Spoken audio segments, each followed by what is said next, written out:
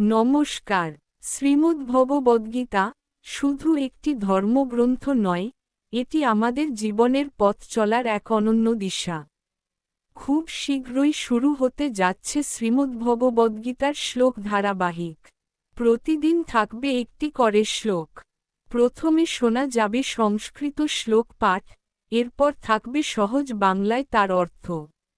শুধু শ্লোকের অর্থ নয়, সেই শ্লোক থেকে আমরা জীবনে কি শিক্ষা নিতে পারি, সেটিও তুলে ধরা হবে। কর্ম, জ্ঞান, ভক্তি, কর্তব্য এবং জীবনের কঠিন সময়ে সঠিক পথ বেছে নেওয়ার শিক্ষা, গীতার প্রতিটি শ্লোকের মধ্যেই রয়েছে অমূল্য জ্ঞান। তাই আসুন, প্রতিদিন একটি করে শ্লোকের মাধ্যমে শ্রীমদ্ভগবদ্গীতার জ্ঞানকে জানি এবং জীবনে তার শিক্ষা কাজে লাগানোর চেষ্টা করি। হরে কৃষ্ণ। নমস্কার।